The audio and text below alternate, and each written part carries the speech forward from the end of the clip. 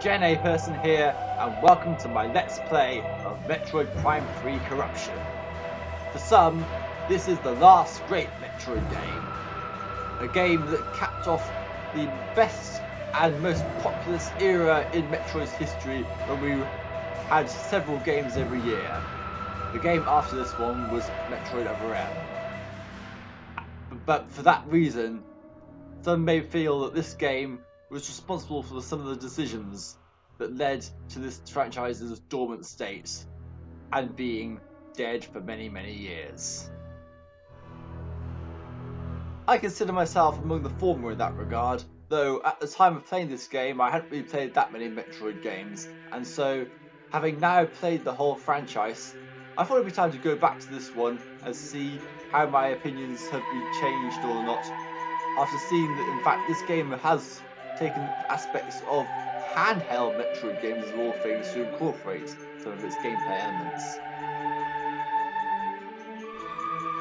This game was also designed around the Wii Remote and nunchuck control system, meaning it is far more dynamic than Prime 1 and Prime 2 ever were, even though I did play both of them in the trilogy version with the control system. But anyway, let's not waste too much time, let's start the game.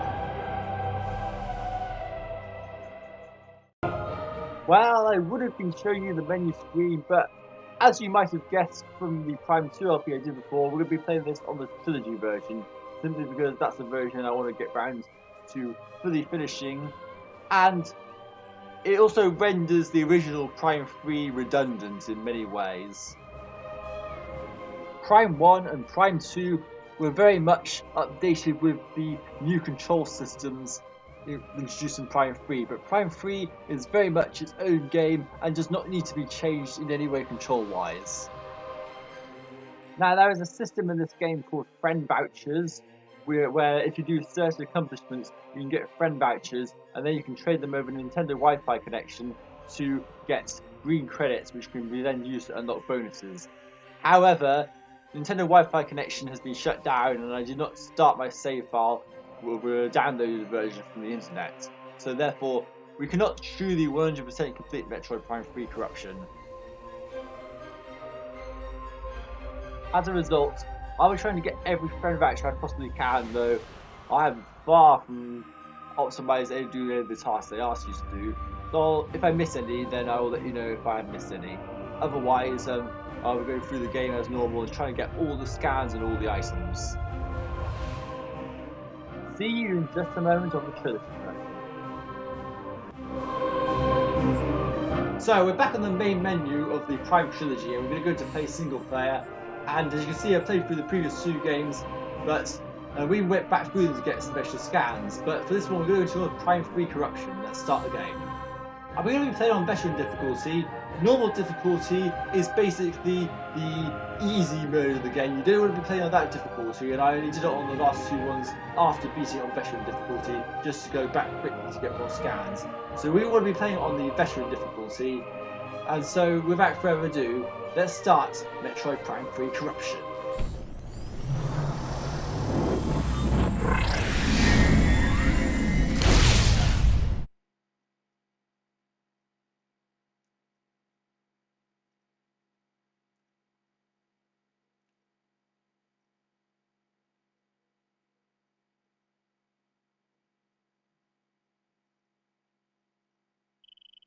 Ship log. Autopilot navigation initiated.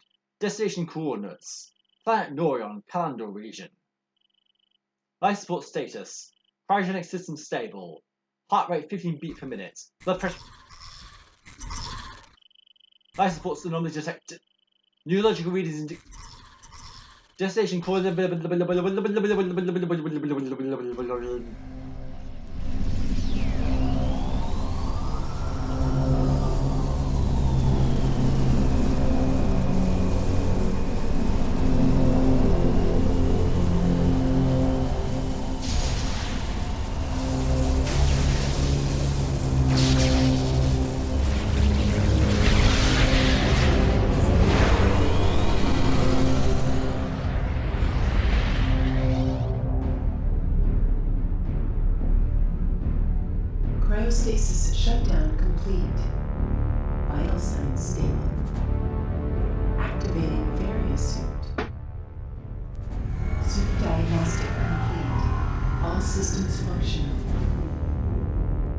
inside Samus's ship here.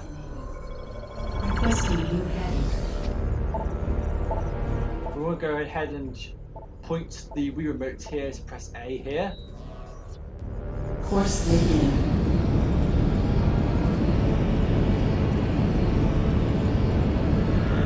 Ship reorientation complete. Galactic Federation fighters approaching. Incoming transmission. Unidentified vessel, please switch to a secure radio frequency and transmit your identity code. We are standing by. Right, so we're going to go up to the radio controls here, press A up here. It gives us a code we need to enter, so let's enter that code.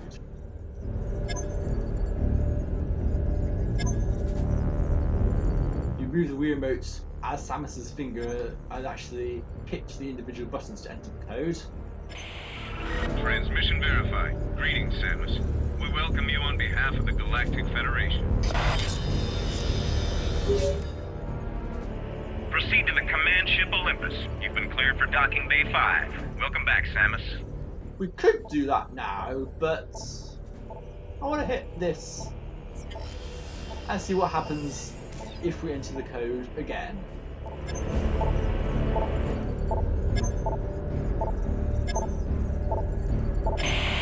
こんにちは、任天堂の岩田です。社長って傍から見てるとどうか分かりませんが、実際結構大変なんですよ。忙しくて大変な時にどんどんやつれていくと人は同情してくれるんですが、私は忙しいと太る方なんで、太れば太るほどなんか何も感じてないんじゃないかって誤解されてるみたいで、非常に不本意です。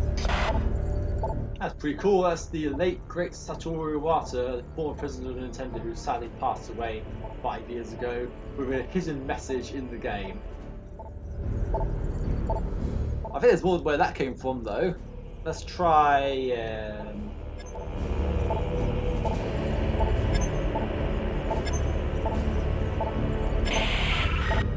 あ、聞こえます。宮本です。メトロイド遊んでる人たち、聞こえますか？楽しいでしょう。もうね、僕もメトロイド関わり始めて何年もなりますけども、今度のは今までの中で最高でしょう。絶対最後まで遊んでみてね。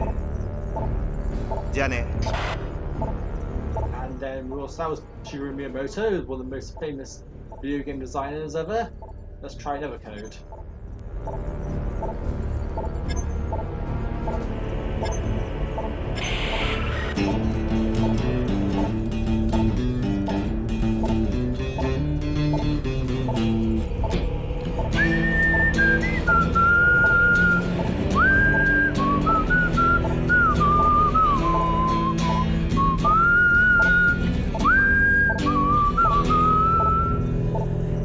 メトロイドプライム3をプレイしていただいている皆さん、こんにちは。音楽を担当します山本健二です。メトロイドシリーズの開発が始まってですね、約20年以上が経つんですけれども、メトロイドプライム1、プライム2、そして今回のメトロイドプライム3では、よく耳を凝らして聴いていただきますと、ああこれはあの時のあの曲だとか、そう思える、懐かしいメトロイドサウンドをですね発見していただけるような、制作を行っています。過去のメトロイドシリーズの面影を持ったサウンドを楽しみながら、プレイしていただくのも、また一つの楽しみ方かもしれません。それではメトロイドプライム3を楽しんでください。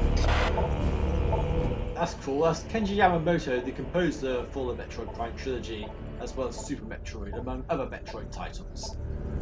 Pretty cool to see a message from him at the beginning, especially when you've got the acoustic version of one of the original Prime themes in there.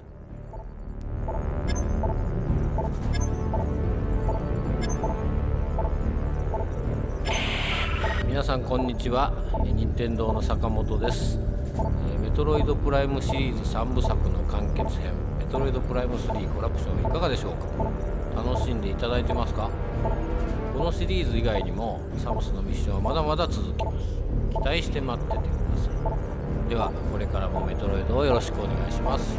メトロイドおもろいと。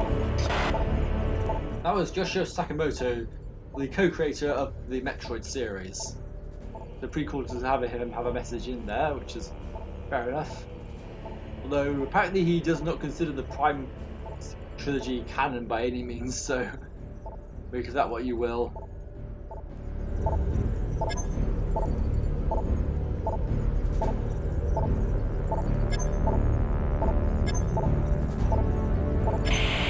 Minasan, konnichiwa. プライムシリーズのプロデューサーの田辺です。今回はメトロイドプライムシリーズの完結編ということで、作らせていただいてますけど、楽しんでいただいてますでしょうか。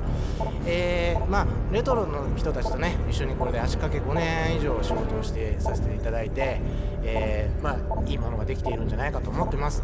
プライムシリーズレトロとの仕事は、一旦これで完結しますけれども、プライムシリーズはまたこれからも、作っていこうと思ってますのでよろしくお願いします。And that was Kensuke Tanabe, the producer of the Metroid Prime series, who also did some of the side games, for better or for worse. Right, so we've seen enough from there now, I think. So I'm going to go ahead and press the A button on here. We're going to make the thruster. So this has more advanced motion controls than the previous games. We actually push the Wii remote forward to initiate the thruster. Oh hey, did you see anything about Samus's ship? Yes, that's right. Samus has a brand new ship for this game.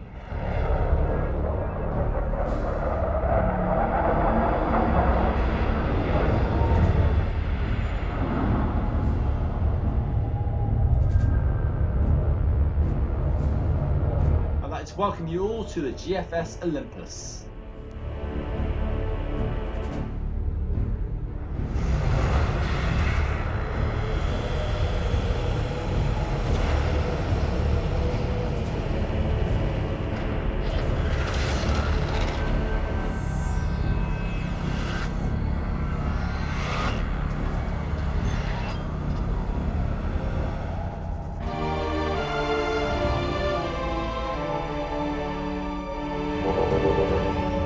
Okay, so we're going to have a quick controls explanation, helped by the upcoming tutorial. Please calibrate your weapon by shooting these targets.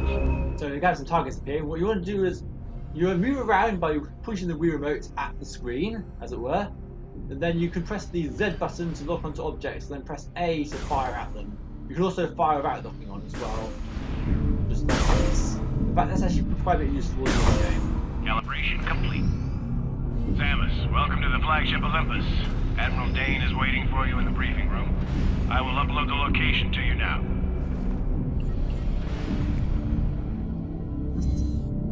So this soldier here is going to give us our objective of where to go. But I want to continue explaining some of the controls, because if we go on to pressing the 1 button, we get a view of the map.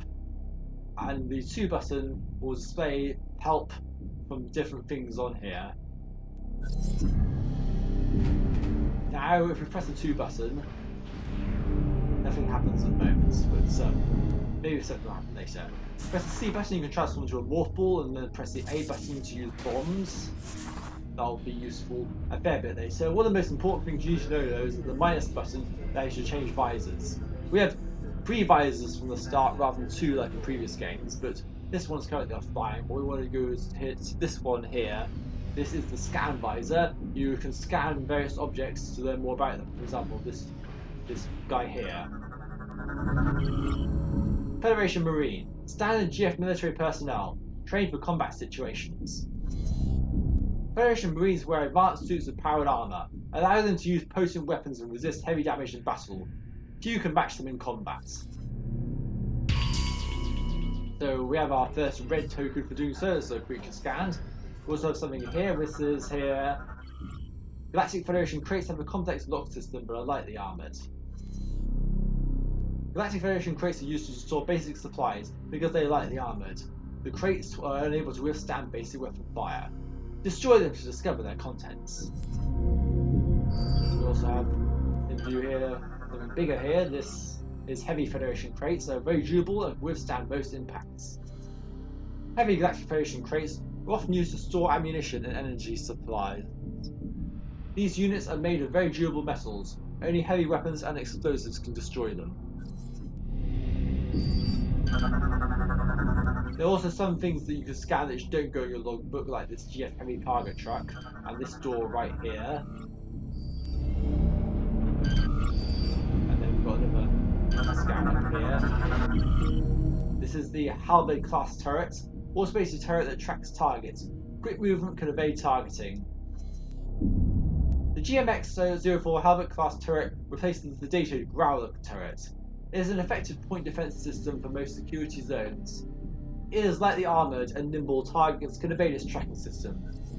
You may remember the Growler class turret from previous games.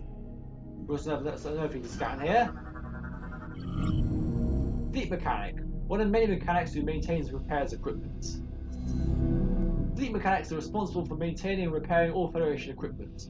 Because of the vast number of devices and vehicles the Federation utilises, skilled mechanics are highly sought after and often overpaid. Okay, and now to the section which I think is going to take significantly the most amount of time. I will try this a few times, and if we don't get it, we don't get it. So I'm going to explain more. This is a 100% playthrough. It has all the items, but true 100% completion is actually impossible because this game introduced a new collectible into the fray: friend vouchers. Friend vouchers are tasks that you should obtain by doing some extremely difficult task, and these are quite difficult tasks to complete, really, as we'll see throughout the list of them. I've never got all the friend vouchers in this game by any means. So what we're going to do is scan this here. This pad initiates the training drones the Federation machines use for weapons training. So with the friend vouchers, you can use them to exchange for friend credits, and those friend credits can then be spent on additional bonuses. However, the Nintendo Wi-Fi connection is the main way you're supposed to do this, and that has been shut down for a long time. I do not have a Wii U version of the save file that has already got some of these credits added, so we cannot unfortunately see all the bonuses in this. So I'll try and do what I can, but I'll let you know when you can obtain friend vouchers, and I'll try to obtain them in a few attempts if possible. So we're going to initiate this. So the aim here is we want to try and juggle this 20 times in a row, and that will get us a friend voucher. I'm going to take about a few attempts, and if we don't get it, we don't get it. But anyway, without further ado, I'm going to try for it. So we're going to probably speed it up and play some awkward music in the background.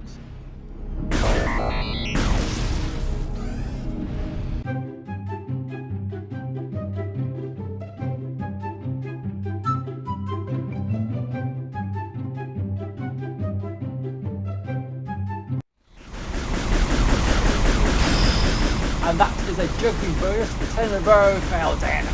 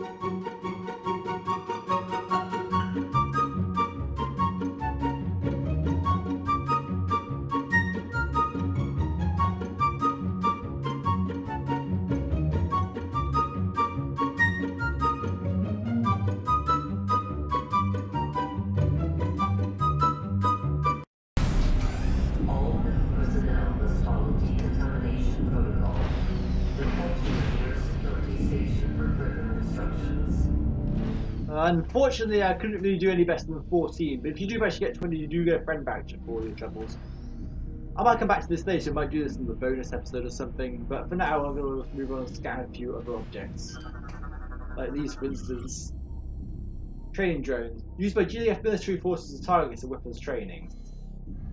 Training drone is used in all branches of the G.F military. They're designed to improve hand-eye coordination and accuracy. One popular training exercise is to score as many consecutive hits on a drone as possible. Gambling on shooting contests involve trading drones is frowned upon, but they're fairly popular throughout the GF armed forces.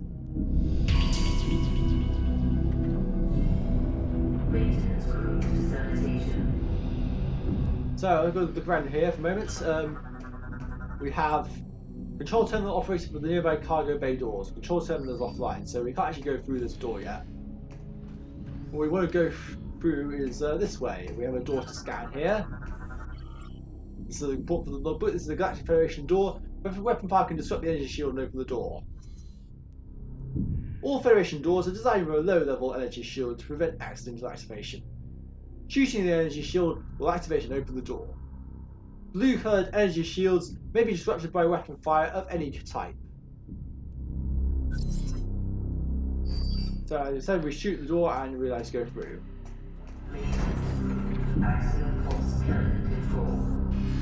Get the scan visor out because there's a few things we need to scan here. Like more troopers, like the male fleet trooper, Federation Navy specialists, untrained for combat situations. Fleet troopers are the backbone of the Navy, often ignored in favour of the gallant Federation Marines. Their work isn't always dangerous, and is rarely glamorous. Most are specialists, and possess a great deal of knowledge.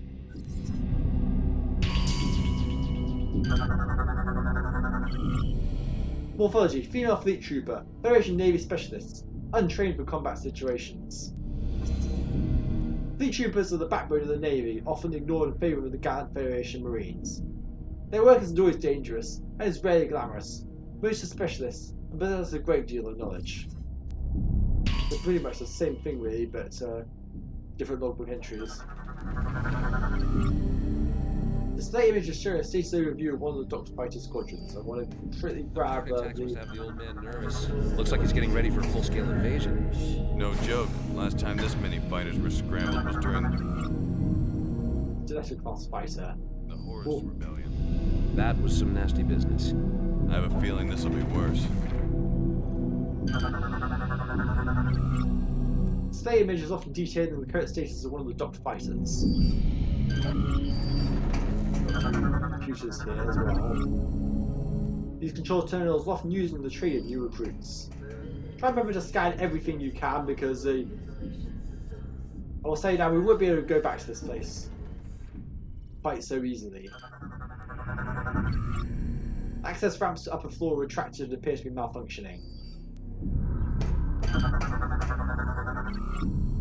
Terminal operates the access ramp control switch above this location. Access ramp control switch is malfunctioning. A strong blast may loosen any jammed parts. So let's do that.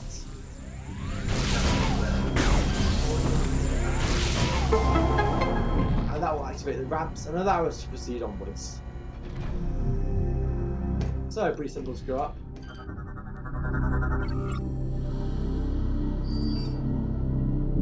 Sometimes objects will change by the way.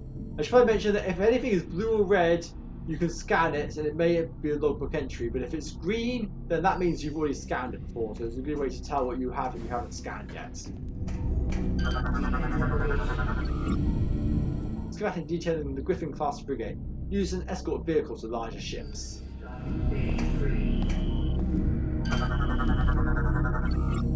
And the emergency evacuation exits for Olympus class ship are all marked on this map. Very important you know how to exit your spaceship in case of an emergency.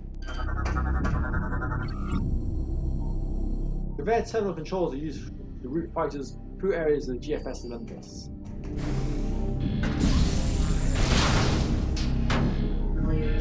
Do some of this stuff here and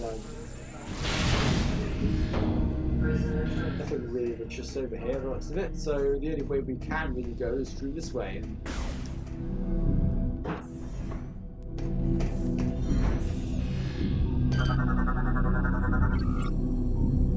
The Ares class transport is used to drop Marines into combat zones. System diagnostics of one of the docked frigates shows it's in need of repair. The station displays the conveyor routing of all the docked Stiletto class fighters.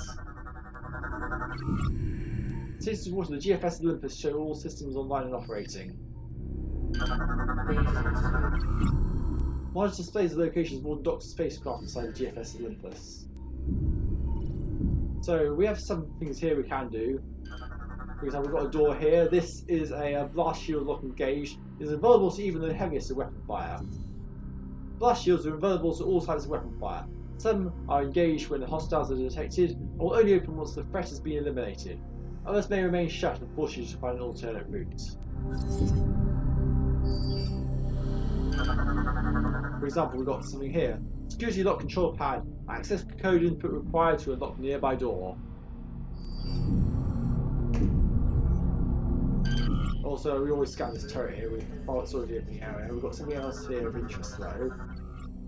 Information terminal online. Access code may be obtained by interacting with this station. So that will enable this, and then it will ask you to press the access code. Login. Samus Aran. Access code 13576. So what we want to do is to take that code and key it into here.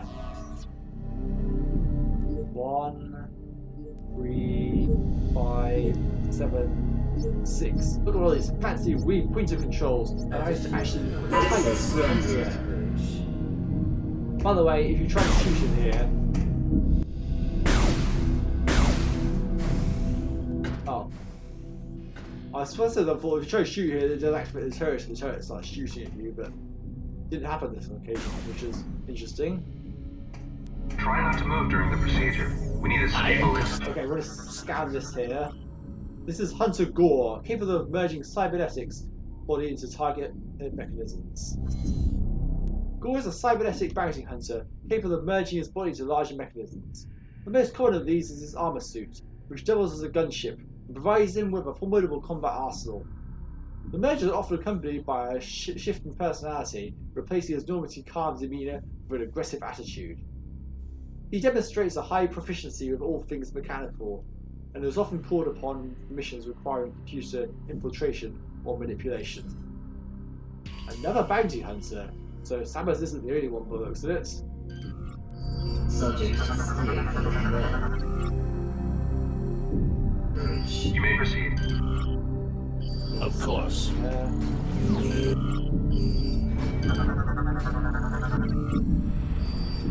Anyway, it looks like they have. Work you to enter the containment area.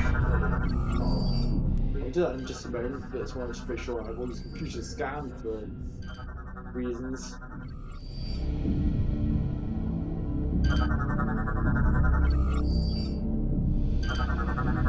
What we have over here is the Galactic Federation data file, Olympus class battleship.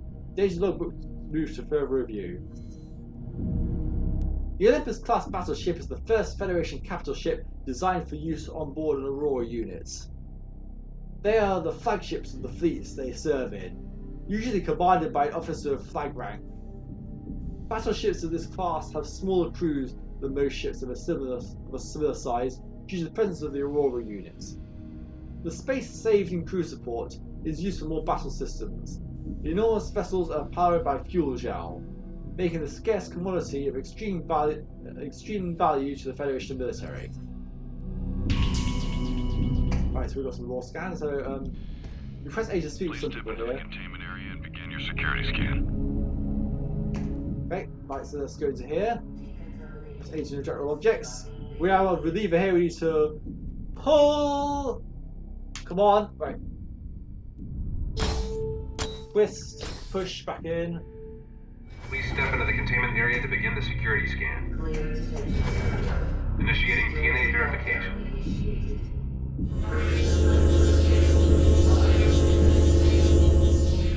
DNA verified. Registration number 13576. Identified as bounty hunter Samus Aran. Preparing biohazard scan.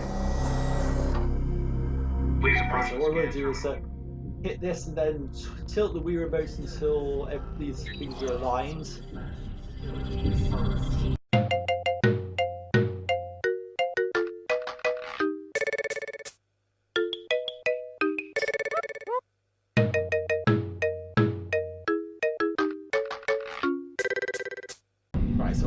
this again. Let's try this again. Pull, twist, push. There we go. No difficulty with the last bit there, but anyway, we're going to go forward. Before we move any further though, you notice that one big difference between the last game and this game has full-on voice acting. So instead of having me to read out lines of text, the game can do it for me. Huge benefit for LPing this game, I must say.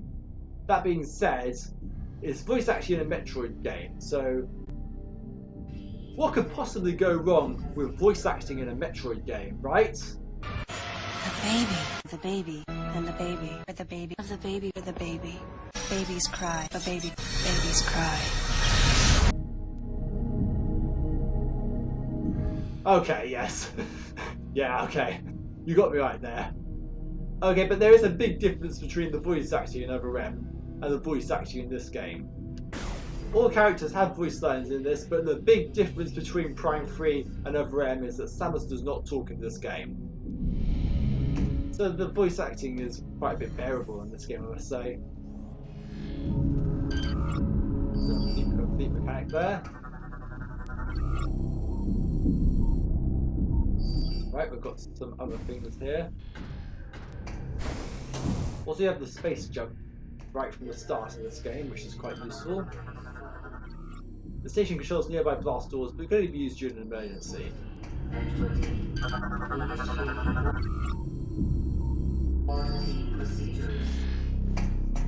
So I want to proceed onwards. I will onto a lift here. So this system is active, unable to choose elevator in its current state. Wait, they actually used the word lift! Device, hand scanner. Terminal is online and ready to receive input. They actually used the word lift. I cannot believe it. Right, we've activated this, so this is should look familiar if you played previous Prime games. It will take us up this way, and then the route out is right in front of us. This connects to a sort of sub-chamber, as it were. We've got a few people standing on the other side, but we can't exactly go this way. It's obviously designed for a different purpose. Detected in cargo bays 12, 14, and 20. Initiating warranty procedures. Right, so we're now on the bridge here. Ship's tactical station engaged. Standby protocols initiated. All troopers to ready station. Sorry for the quick cutaway there, but unfortunately there was a bit of a glitch in the footage from this part, so I'm having to go back over and look at this again. Fortunately, it wasn't too far away, so I can still scan these and tell you what they show you. This is the astrogation station. The astrogator plots courses to the G.F.S. Olympus at this console. Defense system stations active. All shields in standby mode. All troops to ready station. So, we have a nice view of outer space from here. And a nice big area. We can speak with a few people here. Aren't you Samus Aran? It's an honor to meet you. I'm sorry, I'm on duty. I can't talk about this. Okay, fine. Greetings, Samus. Well, 2 out of 3 of them were willing to talk, I guess. We go up this way.